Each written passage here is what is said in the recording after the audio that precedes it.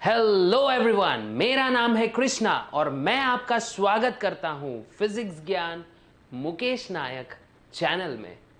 एक अद्भुत सा साइंटिफिक चैनल है ये, जहां पे हम लोग most of the time science और उससे रिलेटेड करियर ऑप्शंस और उससे रिलेटेड सिलेबस के बारे में हम लोग बहुत अच्छे से जानते हैं।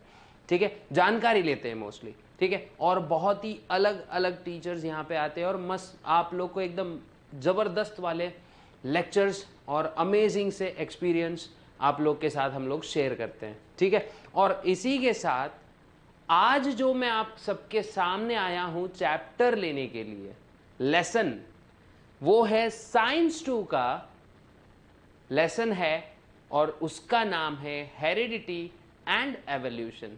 तो चलिए बिना किसी देरी के हम लोग शुरू करते हैं आज का सेशन। ओके, तो सबसे पहले नाम लिख देंगे, इसका नाम है इस चैप्टर का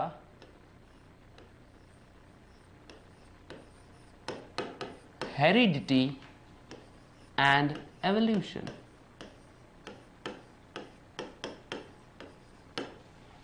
इस लेसन का नाम है हेरिडिटी एंड एवोल्यूशन।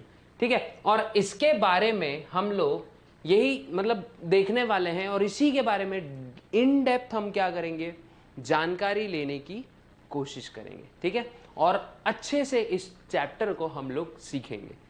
तो सबसे पहली चीज यार, देखा है हमने डीएनए है, आरएनए। ओके, डीएनए आरएनए बहुत बार सुन चुके हैं, है ना। लेकिन यार ये एक्चुअली चीज क्या है, कौन सी मतलब कौन सी खेत की मूली है, डीएनए क्या चीज होती है, आरएनए क्या चीज होती है, ये हम लोग को देखना है ना। और इस चैप्टर को मोस्टली मैं दो भागों में विभाजित करूंगा, दो भागों में, इसको दो पार्ट्स में हम डिवाइड कर देंगे। तो फर्स्ट पार्ट रहेगा पूरा हेरिडिटी, मतलब जेनेटिक्स से रिलेटेड, प्लेन जेनेटिक्स से रिलेटेड, और सेकेंड पार्ट रहेगा एवोल्यूशन से रिलेटेड। ओके, और शुरू करने से पहले एक रिक्वेस्ट यार, वीडियो आखिरी में अच्छी लगे तो लाइक कर देना, कमेंट करना अपने डाउट्स, कोई क्वेरीज कमेंट कर देना जरूर, और अपने दोस्तों के साथ शेयर करना मत भूलिएगा। प्लस एक बहुत ही प्यारा सा बटन है बाजू में यार, क्लिक कर दो उसको, सब्सक्राइब बटन बोलते हैं हम उसको, please click that button.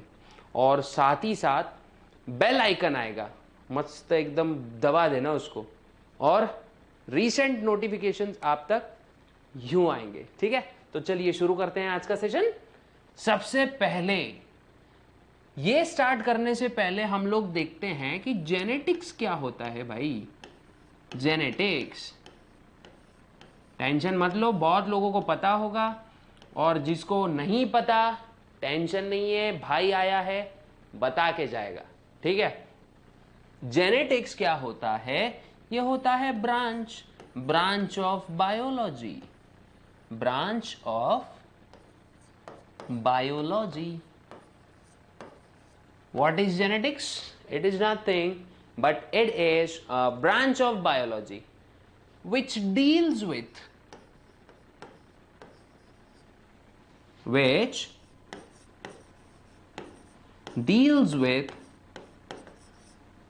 study of genetic material. Oh my god. Which deals with study of genetic material.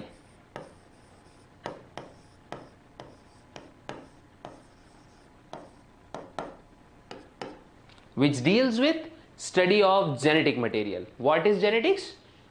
It is a branch of biology which deals with study of genetic material. अब आप लोग बोलोगे यार sir genetic material क्या होता है, tension नहीं है, ये भी डिस्कस करेंगे। ठीक है, जेनेटिक मटेरियल यार देखो, हमारी दुनिया कितने सारे स्पीशीज, कहां से हम आ रहे हैं, एक सिंगल सेल से आज देखते हैं ब्लू व्हेल, है ना। वाह वाह बोलो यार, कमेंट में वाह वाह लिख देना अगर राइम हो गया तो। ठीक है, सिंगल सेल, ब्लू व्हेल, और फिर खतरनाक से डायनासोर्स, उसके बाद लायंस, जितने देखेंगे ना यार आज अर्थ पे, कहां से हमारी लाइफ का सफर होते आ रहा है। लेकिन सभी की बॉडीज को बनाने में और एक टाइप की इंफॉर्मेशन होती है इस चीज में, और उसी को बोलेंगे हम लोग जेनेटिक मटेरियल। ठीक है, अब जेनेटिक मटेरियल होता क्या है, इसके ऊपर और थोड़ी विस्तृत रूप से हम लोग क्या करेंगे, जानकारी लेने की कोशिश करेंगे। ठीक है, genetic material most of the time हम देखते हैं सेल ऐसा हमने स्ट्रक्चर हमेशा देखा होगा यार। देखो ये ऐसा एक सेल है, मान लो ये ऐसा एक ऐसा स्ट्रक्चर देखा है ना। इसके अंदर एक ऐसा, अभी ब्लैक बोर्ड है इसलिए मैं व्हाइट में बता रहा हूँ, व्हाइट होता तो ब्लैक से बताते हैं। एक ऐसा कुछ होता है और बीच में ऐसे ये ऐसे ऐसे ऐसे ऐसे डॉट्स होते हैं, है ना। ये एक नॉर्मल सेल हम बचपन से देख रहे हैं। ठीक है, ये हमारा बचपन का प्यार है ये। ठीक है, बायोलॉजी जो है ना ये हमारे साथ बचपन से चिपका हुआ है। बचपन मतलब मोस्ट ऑफ द टाइम ये हमको जब से सेल या सेल रिलेटेड टॉपिक्स है तब से हम लोग ये चीज देख रहे हैं, है ना। अब ये जो ब्लैक चीज होती है ना, इसको हम कहते हैं न्यूक्लियस। इसको हम क्या कहते हैं, न्यूक्लियस। क्या कहते हैं, न्यूक्लियस।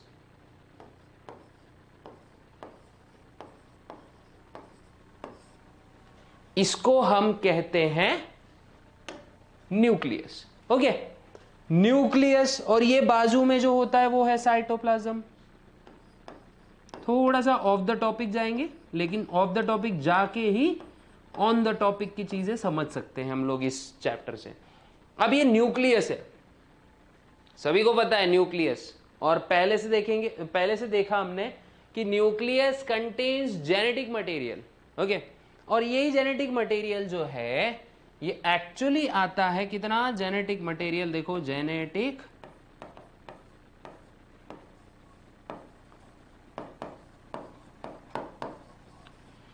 ये होता है दो टाइप्स का। एक तो होगा डीएनए और दूसरा होगा आरएनए। ठीक है, डीएनए एंड आरएनए। अगर किसी को ये चीज चाहिए तो स्क्रीनशॉट ले सकते हैं, कोई इशू नहीं है, स्क्रीनशॉट ले सकते हैं, पॉज कर देना, स्क्रीनशॉट ले लेना।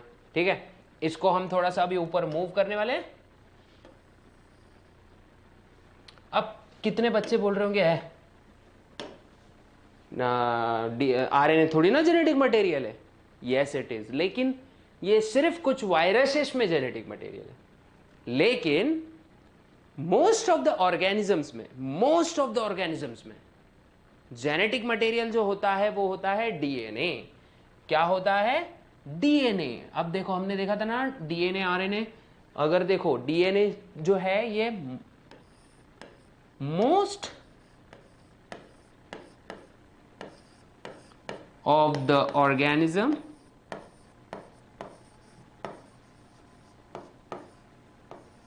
मोस्ट ऑफ द ऑर्गेनिज्म के जेनेटिक मटेरियल्स जो होंगे वो होंगे डीएनए के रूप में। ठीक है, और ये सिर्फ बेचारा सम वायरसेस, लेकिन इसकी इंपॉर्टेंस कम है, ऐसा कुछ नहीं है। ठीक है, इसकी इंपॉर्टेंस ऐसी कोई कम नहीं है। इसका इंपॉर्टेंस आता है प्रोटीन सिंथेसिस में। अब वो क्या होता है, हम लोग थोड़ा थोड़ा से बढ़ेंगे ना आगे, इतनी जल्दी भी नहीं जाएंगे, थोड़ा थोड़ा बढ़ेंगे यार, है ना। थोड़ा थोड़ा खाएंगे, है ना, मजा भी आएगा। अब देखो डीएनए के बारे में हम लोग को मोस्ट ऑफ द टाइम देखना है अभी फिलहाल। ठीक है, डीएनए क्या होता है। ठीक है, अब डीएनए देखते हैं, उसके बाद फिर बढ़ेंगे आरएनए की तरफ। ओके,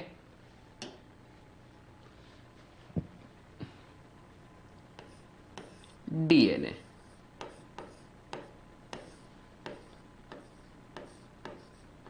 बच्चों ने इसका कुछ और भी लॉन्ग फॉर्म निकाला है, लेकिन हम लोग उसके ऊपर नजर नहीं लगाएंगे। हम लोग सिर्फ अपने वाले लॉन्ग फॉर्म पे कॉन्सेंट्रेट करेंगे। ठीक है, डीएनए होता है डीऑक्सी राइबो न्यूक्लिक एसिड। क्या होता है DNA, deoxy ribo nucleic acid. ठीक है, it is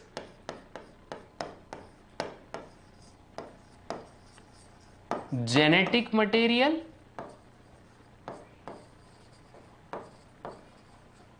of most organism, almost सभी ऑर्गेनिज्म का, ठीक है। एक second, genetic material of most organism, it is the genetic material of most of the organism, okay। यही वो चीज है जो किसी भी ऑर्गेनिज्म की बॉडी की संरचना करती है ना। बहुत से ऑर्गेनिजम्स की बॉडी की ये क्या करेगी, मतलब हमारी भी देखो ना यार, ये बाल है कितने सुंदर है ना, इतने घने बाल है, कहाँ से आ रहे हैं, डीएनए बना रहा है, ठीक है। बाल को बनाने वाले जितने भी प्रोटीन्स है कौन बना रहा है, डीएनए बना रहा है। आंखों को डिजाइन करना, आंखों को कलर देना किसका काम है, ऐश्वर्या राय या फिर और भी बहुत सारे एक्ट्रेसेस हैं जिनके एक्टर्स भी हैं, ठीक है। एक्टर्स एक्ट्रेसेस उनकी आंखें ब्लू है, यार ये ब्लू आंखें होती कैसी है, इंक तो नहीं डाली है आंखों में, है ना, ब्लू कलर तो नहीं रखाया होगा ना अलग से भगवान ने, नहीं यार इसको दे देते हैं ब्लू, है ना। लेकिन ये बनाता है डीएनए, मतलब ये बहुत सारे पैरामीटर्स पे डिपेंड करता है, जैसे क्लाइमेटिक कंडीशंस ये एंड वो, तो ये सब जेनेटिक होता है। मतलब आपको ये मिलेगी चीजें अपने एंसेस्टर्स से, अपने पुरखों से। कमेंट में बताना कि अपने कौन से रिलेटिव की आंखें ब्लू है, आपके कौन से रिलेटिव की आंखें ब्लू है, कमेंट में बताना जरूर, ठीक है। और समझ जाना कि वो उसको आइरिस कहते हैं, और वो जो आइरिस है ना वो ब्लू कलर की कब होती है, वो जेनेटिक होता है। आजकल नहीं सर, कॉन्टैक्ट लेंसेज भी तो है, लेकिन वो नेचुरल नहीं है, ठीक है, ये ध्यान रखना, ठीक है। ये नेचुरली ब्लू होती है। उसके बाद आप लोग की हाइट, आप लोग की मतलब मैं भी आता हूं उसमें, मैं भी तो इंसान हूं, मेरी हाइट, इंसानों की हाइट, या फिर कोई भी ऑर्गेनिजम्स की लेंथ, जो भी है, ये सब कौन डिसाइड करता है, डीएनए डिसाइड करता है कि भाई इसका ऐसा होगा, इसने ऐसा करना चाहिए, इसकी हाइट इतनी रखते हैं, इसके बाल ना इसे मैगी जैसे रखते हैं, करली, है ना, लेकिन नूडल्स जैसे करली बाल होने चाहिए। तो मतलब करली बाल, ऑफेंड मत हो जाना, करली बाल मीन्स करली बाल जो है या स्ट्रेट हेयर लाइन है, ये जब कौन स्ट्रेट हेयर्स है, करली हेयर्स है, फेयरनेस, और ये इंसान नेग्रॉइड होगा, ये इंसान थोड़ा सा लो स्किन टोन पर आएगा, या फिर फेयर स्किन टोन पे आएगा, या थोड़ा सा ऐसा डल कलर होगा इसका। ये सब चीज़ें डिपेंड करती है डीएनए पे। तो जेनेटिक है, देखो भगवान ने बॉडी दी है, नेचर ने हमको बनाया है, ठीक है। तो सबसे पहले इंपॉर्टेंट चीज, believe in your self and सबसे इंपॉर्टेंट अप्रिशिएट योर सेल्फ, ठीक है। हमेशा खुद को जैसे हो आप लोग हो वैसे एक्सेप्ट करना सीखो, अच्छा लगेगा, ठीक है। मतलब स्ट्रेसफुल, ऐसा स्ट्रेसफुल जिंदगी होती ना तो स्ट्रेस निकल जाएगा, है ना, और फिर हम लोग डेवलपमेंट पे कॉन्सेंट्रेट कर सकते हैं, ठीक है। सो चलो back to the topic. It is genetic material of most organisms, ठीक है। अब it is made up of, it is made up of, ये बना होता है many nucleotides, from, made up of many nucleotides, बहुत सारे न्यूक्लियोटाइड्स जुड़ जुड़कर डीएनए का एक कॉम्प्लेक्स मॉलिक्यूल बनाएंगे, ठीक है। कॉम्प्लेक्स मॉलिक्यूल मतलब डीएनए एक बड़ा मॉलिक्यूल होता है, और बहुत सारे न्यूक्लियोटाइड्स क्या होते हैं, एक दूसरे के साथ कंबाइन होते हैं और डीएनए का स्ट्रक्चर बनाते हैं, ठीक है। अब पॉज करके आप लोग इसका स्क्रीनशॉट ले सकते हो, वैसे तो बहुत ही इजी नोट्स रहते हैं अपने, लेकिन चलो ठीक है, आप लोग इसका पॉज करके स्क्रीनशॉट ले सकते हो। यहाँ पे मैं इसको मूव कर देता हूँ ऐसे, ठीक है। अब देखते हैं न्यूक्लियोटाइड्स क्या होते हैं, है ना। इंपॉर्टेंट चीज है, देखना तो जरूरी है।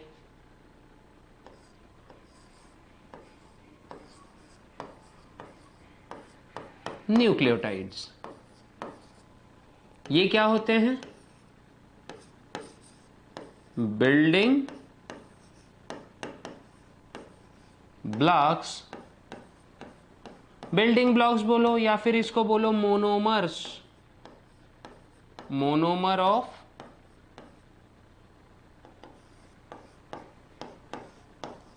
डीएनए, है ना। डीएनए के ये होते हैं मोनोमर्स। बहुत सारे न्यूक्लियोटाइड्स एक दूसरे को जुड़ेंगे और बनाएंगे डीएनए का एक मॉलिक्यूल, ठीक है। और डीएनए का मॉलिक्यूल फिर आगे इसका क्या प्रोसेस होता है मैं आप लोग को बताने वाला हूं, लेकिन चलो ठीक है, पहले ये देख लेंगे, ठीक है। और ये हाँ 11th 12th बहुत इंपॉर्टेंट है। हाँ ये चीज जो है ना, ये 11th 12th के हिसाब से बहुत ज्यादा इंपॉर्टेंट है, बिकॉज जेनेटिक्स एक बहुत अच्छा खासा वेटेज होल्ड करता है मार्क्स का for the sake of NEET. Okay, तो जिन जिन को भी नीट एग्जाम क्रैक करनी है अभी से अपनी कमर कस लें, क्योंकि आगे यही चीज आप लोग को बहुत ज्यादा आने वाली है और आप लोग का सफर और ज्यादा इजी बना देगी। मतलब ऐसा समझ लीजिए कि अभी जो हम पढ़ रहे हैं तो नीट में कहीं ना कहीं आपकी गाड़ी को एकदम प्रॉपर तरीके से बिना स्पीड ब्रेकर के लेकर चले जाएगी, स्मूथ रहेगा सफर, ठीक है। तो इसीलिए 10th पे कॉन्सेंट्रेट अच्छा कीजिए ताकि 11th 12th पे आपको ज्यादा फोकस, मतलब फोकस तो करना ही है लेकिन ज्यादा हार्ड वर्क ना करना पड़े।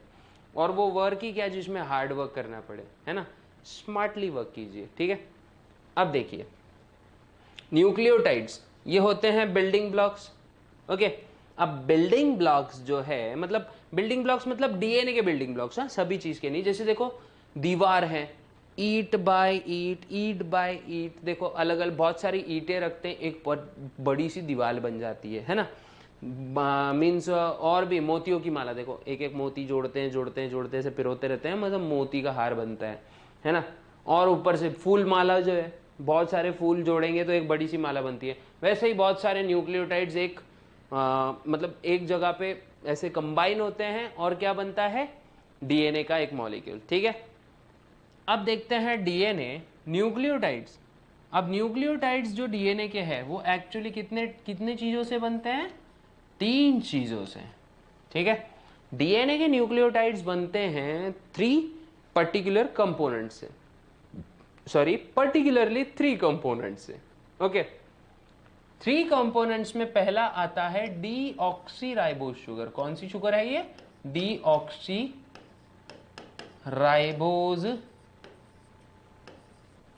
Sugar. Okay, deoxyribose sugar. Second चीज है इसमें, सेकेंड कंपोनेंट है इसका फॉस्फेट ग्रुप।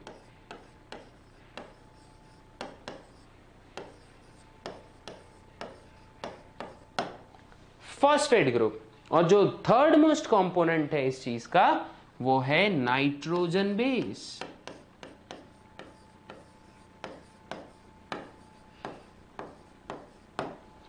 वो है नाइट्रोजन बेस। ओके, अब नाइट्रोजन बेस जो है इसमें और 2 कैटेगरीज होती हैं, purines and pyrimidines.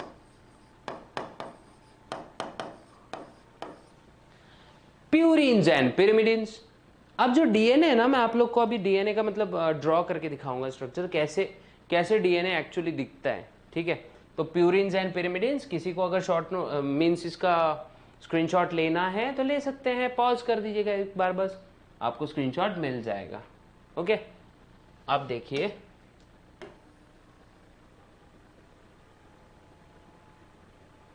Purines. Okay, purines particularly एक मिनट ये ऐसा, भाई तू नीचे क्यों आ रहा है, वो तो नीचे आएगा ना जब तक पेन ऊपर नहीं आएगा, है ना। तो प्यूरिन्स जो है, प्यूरिन्स में होते हैं 2 टाइप्स, एडिनिन और दूसरा होता है guanine, adenine and guanine. Okay, और पिरामिडिन्स में दो टाइप्स होते हैं। टंग ट्विस्ट होती है कभी कभी, चलता है ना। पिरामिडिन्स में दो टाइप्स होते हैं, पहली थाइमीन और दूसरी टाइप कौन सी होती है? साइटोजिन। साइटोजिन नाइट्रोजन बेस होता है, ठीक है। अब एक बात हमेशा याद रखनी है हम लोग ने कि जो डीएनए है हमेशा, एक तो ये डबल हेलिकल स्ट्रक्चर होता है, डीएनए जो है ये डबल हेलिकल स्ट्रक्चर होता है, डबल हेलिकल, ये होता है डबल हेलिकल स्ट्रक्चर। मतलब ऐसा समझ लो, सीढ़ियां होती है ना, सीढ़ियां, वो WWF में देखा है ना हमने, WWE में, सॉरी WWF बहुत पहले होता था, WWE में हमने देखा है, देखो एक लैडर होती थी, और वो लैडर को आप ऐसी पकड़िए, मान लो आप बहुत बड़े इंसान हो, हल्क बन रखे हो, ऐसी लैडर को पकड़िए ऊपर नीचे से और बस ट्विस्ट कर दीजिए, जो भी स्ट्रक्चर बनेगा वो डबल हेलिकल स्ट्रक्चर बनेगा, ठीक है। तो डीएनए का स्ट्रक्चर होता है डबल हेलिकल। हम लोग इसको ऐसा हॉरिजॉन्टल में कन्वर्ट करके देखेंगे। देखो मस्त रेलगाड़ी चल रही है, रेलगाड़ी छुक छुक छुक छुक देखिए, या फिर अपनी रेल की पटरियां होती है ना, रेलगाड़ी से देखो याद आया, रेल की पटरियां, एक वहां से पकड़ा एक वहां से पकड़ा, निचोड़ दो पकड़ के उनको, है ना। ऐसा निचोड़ेंगे ना रेल पटरी को, तो जो स्ट्रक्चर बनेगा तो वो होगा हमारा डीएनए का डबल हेलिकल स्ट्रक्चर, ठीक है। और हम लोग अभी पेन अलग, थोड़े से अलग मार्कर से देखेंगे, कोशिश करेंगे इसको समझने की। अब देखो ये इस तरीके का हमारा डीएनए होता है, दिख रहा है ना? विजिबल तो है, बोलना अच्छा खासा विजिबल है। इस तरीके का हमारा डीएनए का एक स्ट्रक्चर होता है, ठीक है। एक मॉलिक्यूल डीएनए का ऐसा कुछ दिखाई देता है।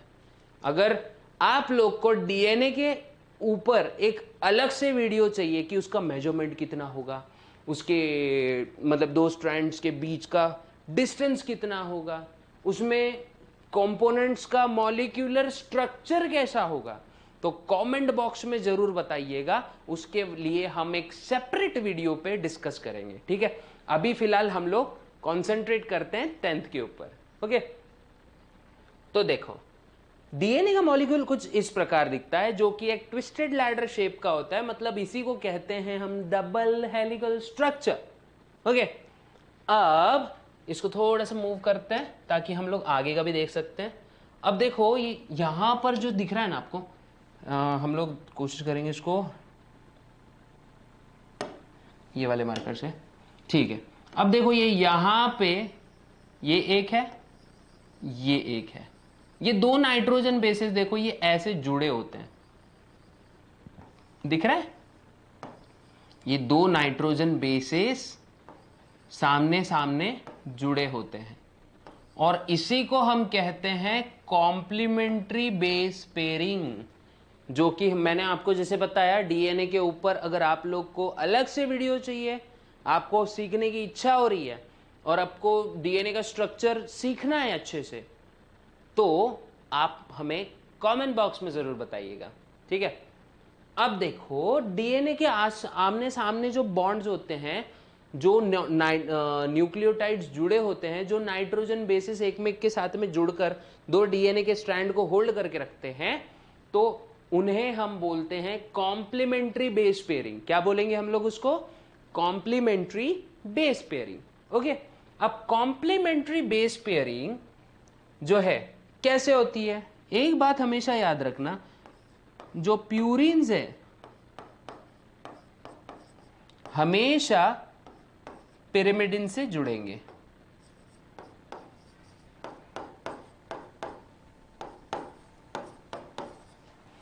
जो प्यूरिन्स है हमेशा पिरिमिडिन से जुड़ेंगे। ये एक बात हमेशा दिमाग में हमने फिट कर लेनी है।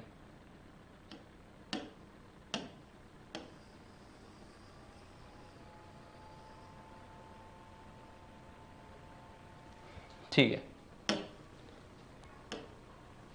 प्यूरिन्स हमेशा पिरिमिडिन से जुड़ेंगे और जितने प्यूरिन्स है उतने ही पिरिमिडिन्स एक डीएनए के स्ट्रक्चर में होंगे। मतलब जितने एडेनिन है, एडेनिन जिसको हम ए से डिनोट करते हैं, ये हमेशा बॉन्ड करेगा थाइमीन से और इनके बीच में होगा डबल बॉन्ड। ये आप देख सकते हो, मैंने इसको अलग से लिख दिया है, ठीक है। इनके बीच में होगा डबल बॉन्ड और जो ग्वानिन है जिसको हम जी से डिनोट करते हैं, ये ऑलवेज पेयर करेगा साइटोजीन से जिसको हम सी से डिनोट करते हैं, ठीक है। तो हमेशा कैसे स्ट्रक्चर बनेगा, G always pairs with C. और एक और चीज याद रखना हमेशा, A plus G equals to C plus T. इनके नंबर्स हमेशा इक्वल होंगे। मतलब जितने ए है, मान लीजिए ए 105 है तो टी भी 105 होंगे। जितने ग्वानिन है जी, मान लीजिए 201, तो हमारे सी भी उतने ही होंगे, टी 201। ओके, यहां तक अगर किसी को डाउट होगा तो आप लोग आप बता सकते हो कमेंट बॉक्स में, ताकि हम आपके डाउट्स को रिव्यू करके हम उस पर एक अलग सा सॉल्यूशन का वीडियो भी बना सकते हैं। एक डाउट क्लियरेंस सेशन भी हम लोग आपके साथ कर सकते हैं, ठीक है।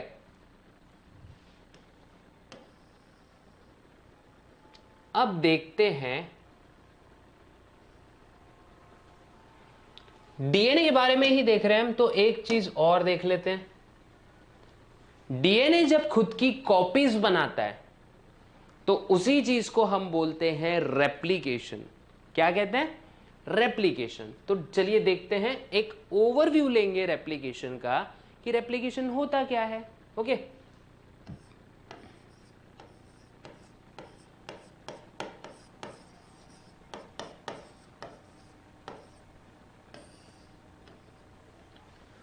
रेप्लिकेशन। अब डीएनए रेप्लिकेशन क्या होता है, the process in which DNA forms exact बोलने से अच्छा रेप्लिका बोलेंगे इसको, ठीक है। In which DNA forms replica of itself. Replica मतलब डुप्लीकेट, डुप्लीकेट या जेरोक्स कॉपी। एग्जैक्ट जेरोक्स तो नहीं होता है, लेकिन स्टिल रेप्लिका ऑफ इटसेल्फ और duplicate is called as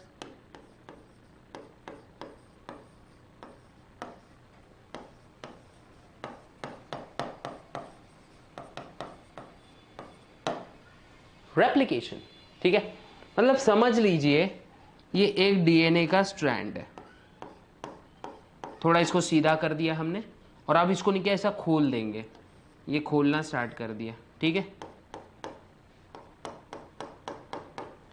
okay, अब क्या हो रहा है, ये व्हाइट मार्कर डिनोट करेगा कि नए डीएनए के छोटे छोटे मॉलिक्यूल्स बन गए। देखिए ये ऐसे, ये एक और ये दो, ठीक है। तो ये डीएनए से क्या हो रहा है, अब जब भी ये हो जाएगा तो ये नॉर्मल कितने कॉपीज बन रहे हैं यहाँ पे, 1 2, और ऐसी प्रोसेस चलते रहेगी, 1 से 2, 2 से 4, 4 से 8, 8 से 16, आगे का आप लोग देख लीजिएगा। कहाँ तक गिन सकते हैं बताइएगा, ठीक है। कहाँ तक आप लोग गिन सकते हैं, 16 से 32, 32 से 64, है ना। तो चलिए शुरू कर सकते हैं आप लोग उतना, ठीक है।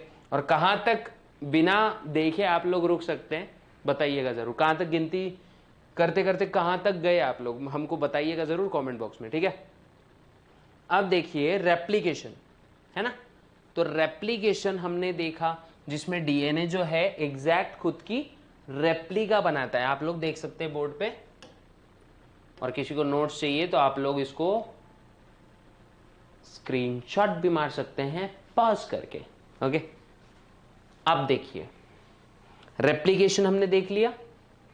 अब एक बात समझना हमको जरूरी है कि हमारे डीएनए का फंक्शन क्या होता है।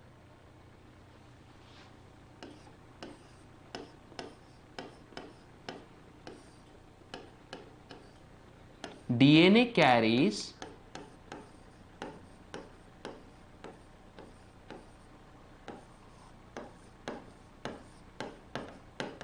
genetic information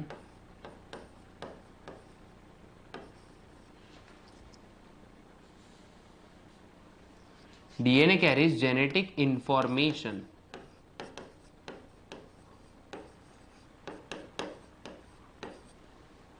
from parents to offspring, from parents to offspring. DNA carries genetic information from parents to offspring.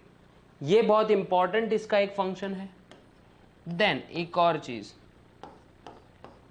It is like blueprint of the body.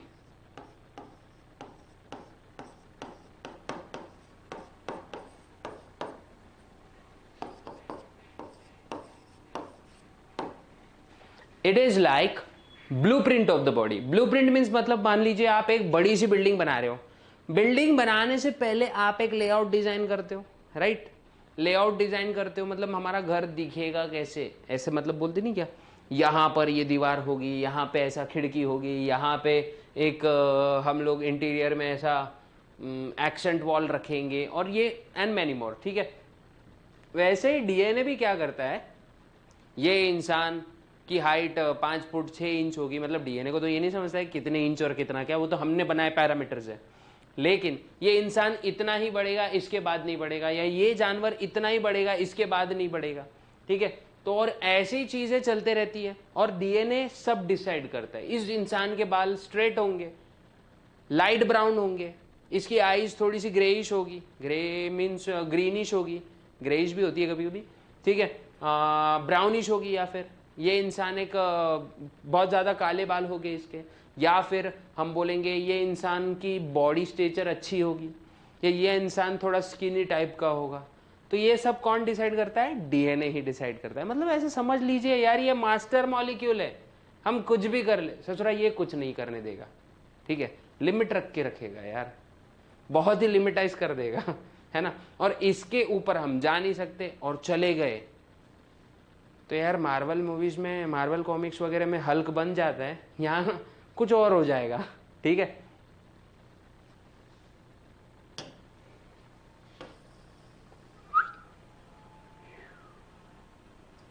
Okay, अब देखते हैं ट्रांसक्रिप्शन के बारे में। ओके, अब जेनेटिक इंफॉर्मेशन है, अरे क्या भेल बना के खाएंगे उसके ऊपर? जेनेटिक इंफॉर्मेशन क्या करेंगे जेनेटिक इंफॉर्मेशन का? हाँ, तो जेनेटिक इंफॉर्मेशन को अब डिकोड करना जरूरी है, ठीक है? और ट्रांसक्रिप्शन आई थिंक सो सीखने से पहले आप लोग को यह जानना जरूरी है कि आरएनए क्या होता है। ओके, तो आरएनए क्या होता है हम लोग देखते हैं। पहले आरएनए देख लेते हैं, ठीक है, ताकि आप लोग का थोड़े से डाउट नहीं आएगा ट्रांसक्रिप्शन और ट्रांसलेशन में, ठीक है? तो आरएनए क्या होता है रे? ये आरएनए, अरे क्या होता है? कुछ नहीं होता है, ये होता है राइबो न्यूक्लिक एसिड। क्या होता है? Ribo nucleic acid. ये होता है राइबो न्यूक्लिक एसिड। इसका काम क्या है भाई? दिया है ना भगवान ने, कुछ तो सोच समझ के दिया होगा कि नहीं ऐसे ही हम इसको आरएनए दे देंगे फालतू में। ऐसा तो नहीं है, नेचर ने कुछ सोच समझ के हमारे अंदर ये बनाया होगा ये वाला कंपाउंड, ठीक है? तो आरएनए होता है, आरएनए का मीन्स काम होता है हेल्प्स इन और plays important role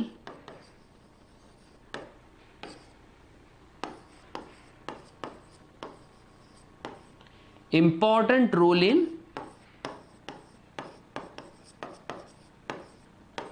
protein synthesis. It helps or plays important role in protein synthesis. देखो ये जितनी भी बॉडी है ना यार, इसमें प्रोटीन बहुत ज़्यादा अलग अलग टाइप के प्रोटीन्स है, और अलग अलग टाइप के प्रोटीन्स अलग अलग अमाइनो एसिड से बने हैं। जैसे हमने देखा डीएनए जो है न्यूक्लियोटाइड से बना है, वैसे प्रोटीन्स भी एमिनो एसिड से बनते हैं, लिपिड्स फैटी एसिड से बनते हैं, कार्बोहाइड्रेट्स उसके मोनोमर्स से बनते हैं, मतलब मान लीजिए स्टार्च है ग्लूकोज मॉलिक्यूल से बना है, सेल्यूलोज है glucose, many glucose molecules combined to form that particular complex carbohydrate. Okay, so RNA जो है ये प्ले करता है important role in process of protein synthesis. Body में अलग अलग टाइप के प्रोटीन सिंथेसिस का बनाने का जो काम है, प्रोटीन्स को बनाने का जो काम है, जो प्रोटीन सिंथेसाइज करने का काम है, ये आरएनए का होता है। समझ में आई है कि नहीं? अब देखिए आरएनए प्रोटीन सिंथेसिस में काम करेगा। अब जो प्रोटीन है ये बनते कैसे? ये भी आरएनए भी किससे बना है? RNA is also made up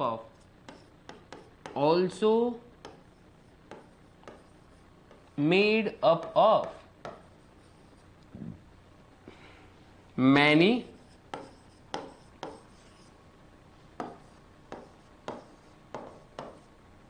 nucleotide. हमारा जो आरएनए भी बना है ये किससे बना है? बहुत सारे न्यूक्लियोटाइड से। ठीक है, बहुत सारे न्यूक्लियोटाइड्स जुड़ के आरएनए बनाएंगे। लेकिन अब ये भी जरूरी है ना कि आरएनए का न्यूक्लियोटाइड कैसे बना होता होगा। देखो डीएनए और आरएनए इनमें सिर्फ नॉर्मल सा डिफरेंस ऐसा है कि देखो डीएनए परफेक्ट डबल हेलिकल होता है, RNA exact double helical structure नहीं होता है। डीएनए में कॉम्प्लीमेंट्री बेस पेयरिंग्स होती है, आरएनए में वो सिचुएशनल बेस पेयरिंग्स हो जाती है। मतलब रहती तो कॉम्प्लीमेंट्री ही है, लेकिन जैसे प्यूरिन्स का रेशियो, प्यूरिन्स एंड पिरिमिडिन्स का नंबर है, ये एग्जैक्ट इक्वल होता है। लेकिन आरएनए में ऐसा नहीं होगा, कोई भी कितना भी रह सकता है। थर्डली आरएनए में जो थाइमिन है ये रिप्लेस हो चुका है यूरासिल से। ठीक है, तो देखिए, और जो अपना वहां डीऑक्सीराइबोज शुगर थी, यहां पे राइबोज शुगर होगी। कौन सी? Ribose sugar. ओके, तो देखिए अभी deoxy ribose sugar, sorry deoxy नहीं, यहां पे सिर्फ राइबोज होनी चाहिए। एक मिनट, यहाँ इरेजर, हम इसको इरेज कर देंगे थोड़ा सा। भावनाओं में हम लोग फ्लो में कहीं और जा रहे थे, लेकिन अच्छा हो गया वापस आ गए। होता है बड़े बड़े शहरों में छोटी छोटी बातें होते रहती है। हाँ अब देखिए न्यूक्लियोटाइड, अब इधर पे क्या है? न्यूक्लियोटाइड बना किससे है? Ribose sugar.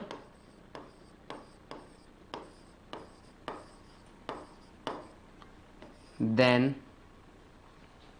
इसमें भी फॉस्फेट ग्रुप होंगे,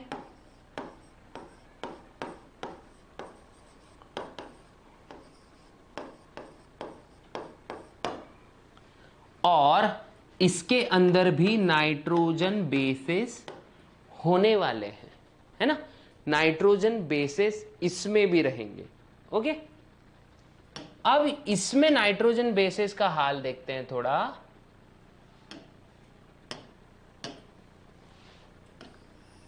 दो टाइप्स होंगे बच्चों इसमें नाइट्रोजन बेसिस के, same purines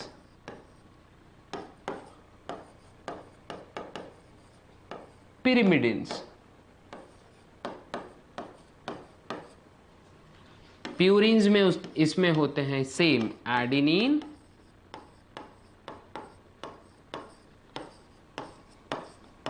guanine, adenine and guanine. लेकिन इसमें सिर्फ एक डिफरेंस है यहां पिरिमिडिन्स में, थाइमिन के बदले आया है यहां पे नया कलाकार यूरासिल, नया हीरो बदल दिया है ना, यूरासिल और साइटोसिन। ओके एक सेकेंड सर पॉज। आ गया वापस, चलो एक ग्लिच आया था थोड़ा सा, ठीक है। Site uracil and cytosine. Okay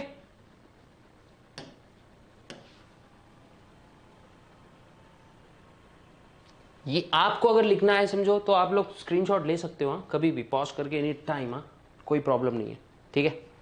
तो यूरासिल एंड साइटोसिन ये चीजें होती हैं आरएनए के अंदर, ठीक है।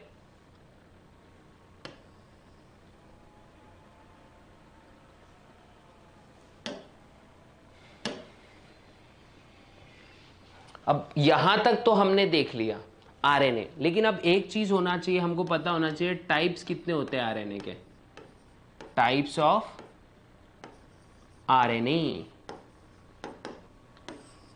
टाइप्स ऑफ आरएनए होते हैं mRNA, rRNA, tRNA. MRNA, rRNA and tRNA, ये आरएनए के अलग अलग टाइप्स होते हैं। इसमें से ये समझ लेना, मतलब जनरल नॉलेज है यार, जैसे टीआरएनए स्मॉलेस्ट है, ओके। और नॉर्मल टेक्निक से हम टीआरएनए को अलग निकाल नहीं सकते, बाकियों को निकाल सकते हैं। एम मतलब क्या होता है यहां पे, मैसेंजर।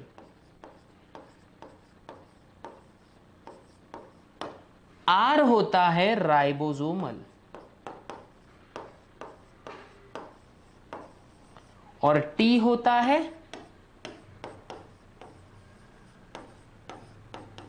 Transfer RNA.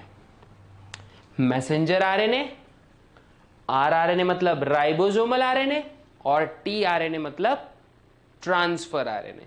ये चीजें हम लोग ने देखी है। तो हमने क्या क्या देखा आज, ये बताइए जरा। हम एक क्विक थ्रू लेते हैं पूरे टॉपिक का।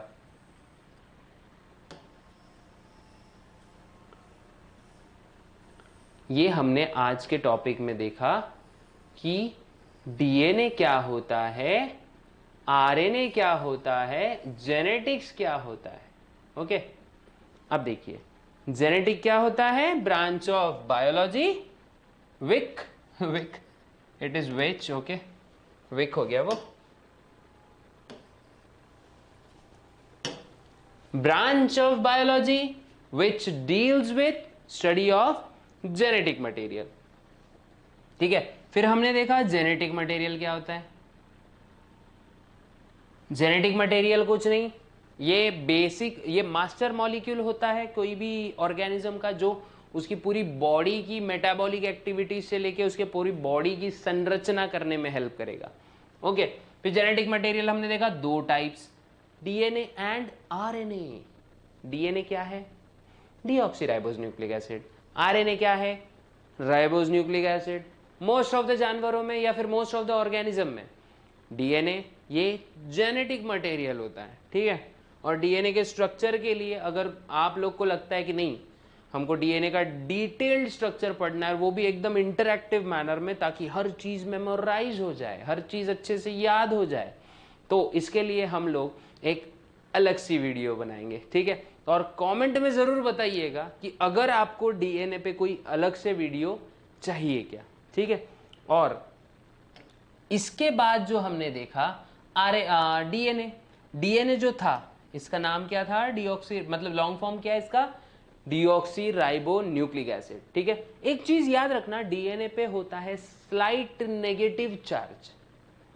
Most of the olympiad exams वगैरह में भी कभी कभी ये क्वेश्चंस आ जाते हैं कि DNA contains slight negative charge. कुछ कुछ होती है ना कॉम्पिटिटिव एग्जाम्स जो होती है उसमें आ जाते हैं ये क्वेश्चंस, ठीक है। उसके बाद डीएनए जो है ये बहुत सारे न्यूक्लियोटाइड से बना रहेगा। न्यूक्लियोटाइड होते हैं डीएनए के बिल्डिंग ब्लॉक्स, जो कि 3 कंपोनेंट से बने रहते हैं, डीऑक्सीराइबोज शुगर और फॉस्फेट ग्रुप नाइट्रोजन बेसिस। ठीक है, nitrogen base purine pyrimidines, purines are made up of adenine guanine thymine cytosine. फिर डीएनए एक डबल हेलिकल स्ट्रक्चर होता है, जितने प्यूरिन्स होंगे उतने pyrimidines होंगे। ठीक है, हमेशा याद रखना, एडेनिन हमेशा बाइंड करेगा थाइमिन के साथ, ग्वानिन हमेशा बाइंड करेगा साइटोसिन के साथ। फिर हमने रेप्लिकेशन देखा डीएनए का। डीएनए रेप्लिकेशन अपनी खुद की एक डुप्लीकेट कॉपी डीएनए बनाता है। ठीक है, डीएनए यहां पे और थोड़ी चीजें देखी थी उसके बारे में, जेनेटिक इंफॉर्मेशन कैरी करेगा, उसके बाद ये एक हिसाब से ब्लूप्रिंट रहेगा, मतलब तुम्हारी इतनी बड़ी बिल्डिंग का ये लेआउट प्लान रहेगा। ठीक है, कि आपकी कौन सी चीज कहाँ रखी रहनी चाहिए, इतनी बड़ी बिल्डिंग में कौन सी दीवार पे कौन सा पेंट लगेगा, बाल कैसे बनेंगे, वो सब चीजें डीएनए देखता है। ठीक है, और नॉट ओनली बाल, बाल से लेके खाल तक हर चीज डीएनए ही बनाएगा। ठीक है, उसके बाद ये अब आरएनए हमने देखा। आरएनए बोले तो राइबोज न्यूक्लिक एसिड है ना, ये प्रोटीन सिंथेसिस में हेल्प करता है। 3 टाइप्स का होता है, एमआरएनए, आरआरएनए एंड सबसे छुट्टन वाला टीआरएनए। ओके, आरएनए और डीएनए में फर्क क्या था? उसमें डीऑक्सीराइबोज शुगर थी, इसमें राइबोज शुगर है। उसमें कॉम्प्लीमेंट्री बेस पेयरिंग्स एकदम एग्जैक्ट थी, इसमें एग्जैक्ट नहीं होती, मतलब न्यूक्लियोटाइड सीक्वेंसेस सेम नहीं होते। वो क्या होता है वो भी हम लोग देखेंगे किसी एक वीडियो में। उसके बाद इसके टाइप्स कितने थे? MRNA, tRNA, rRNA. और आई थिंक सो आप लोग को इतने कमेंट्स नहीं बोलेंगे, इतने कॉन्सेप्ट्स अच्छे से समझ गए होंगे। ठीक है, और अगर ये चीजें आप लोग को अच्छी लगी और बहुत ही अच्छी तरीके से समझ में आ गई, अच्छी तरीके से समझ में आई, तो कृपया करके सब्सक्राइब करें हमारे चैनल को, बेल आइकन दबा दीजिएगा ताकि रीसेंट नोटिफिकेशन लाइटनिंग स्पीड से आप तक पहुंच पाए। और लाइक करिए, लाइक नहीं करते हो यार, लाइक करा करो, हौसला बढ़ता है ना, हौसला बढ़ाओ हम लोग का। हम लोग भी आपके लिए और भी अच्छी अच्छी वीडियोस बनाने का प्रयत्न करेंगे। अच्छी अच्छी वीडियोस मीन्स हम लोग फॉर्म करेंगे आप लोग के लिए, और बहुत ही अच्छी कोशिश करेंगे कि आपको each and every scientific terminologies, each and every science के कॉन्सेप्ट्स आपको बहुत अच्छे से हम लोग समझा पाएं। ठीक है, तो प्लीज लाइक करें और सब्सक्राइब भी करें, प्लस बेल नोटिफिकेशन बटन भी दबा दें, साथ ही साथ शेयर करें। और एक अंतिम रिक्वेस्ट, कमेंट करें। ठीक है, तो आज के लिए हम विदा लेते हैं, तब तक के लिए गुड लक, जय हिंद।